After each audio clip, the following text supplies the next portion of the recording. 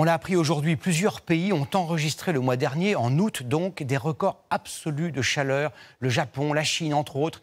Des températures exceptionnellement élevées ont aussi été enregistrées dans des régions françaises.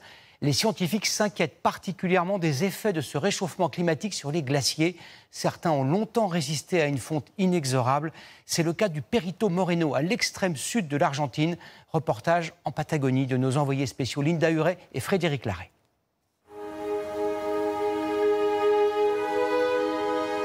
Vue du dessus, cette immense mer de glace donnerait presque le vertige.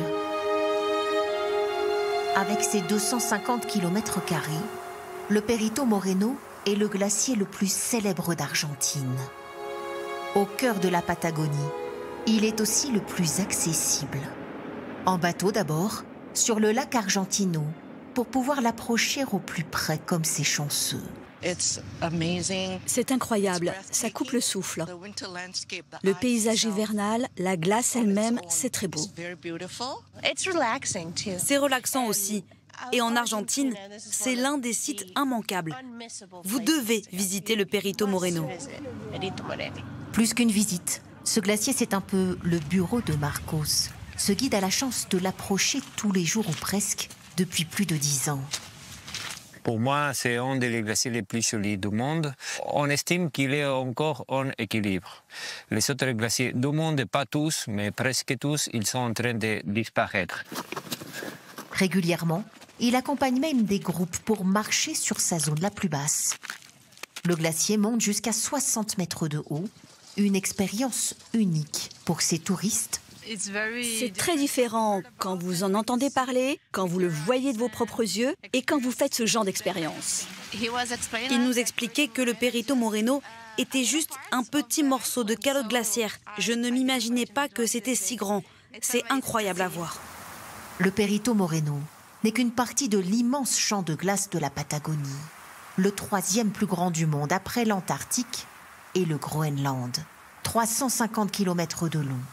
Ici, ce sont les précipitations de neige dans la cordillère des Andes qui sont à l'origine du Perito et de son perpétuel mouvement. La glace, elle bouge entre 10 cm par jour dans quelques coins et entre 1 mètre, 1 mètre et demi dans des autres coins.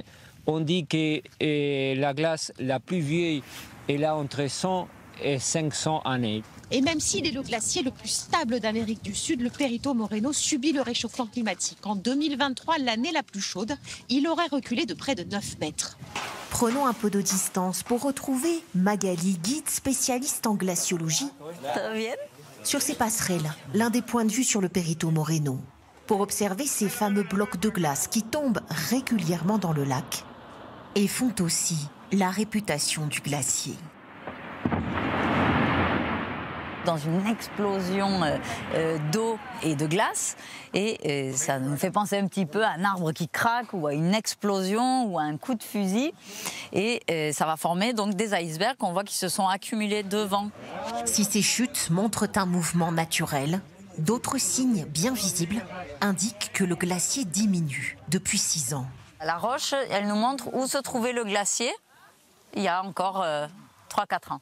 Donc le glacier est en train de reculer de forme rapide et en plus ça accélère. Des fois on arrive ici et quand ça fait quelques jours ou quelques semaines qu'on n'est pas venu et qu'on voit la grosse différence, on a les larmes aux yeux.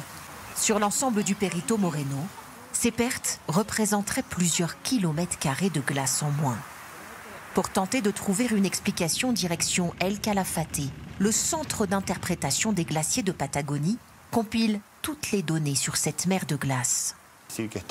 C'est un endroit qui n'est pas très froid et qui n'est pas très haut dans la montagne. Nous sommes à très basse altitude. Alors, n'importe quelle variable climatique, n'importe quel changement de précipitation, une augmentation de température, va avoir un effet relativement rapide.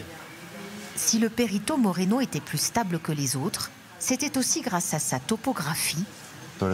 Ici, il a perdu le contact avec sa moraine. Et aujourd'hui, il n'est pas épargné par cette fonte des glaces.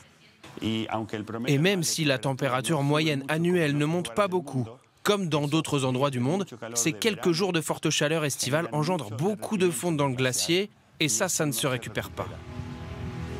La Patagonie est la région du monde où les glaciers fondent le plus vite aujourd'hui.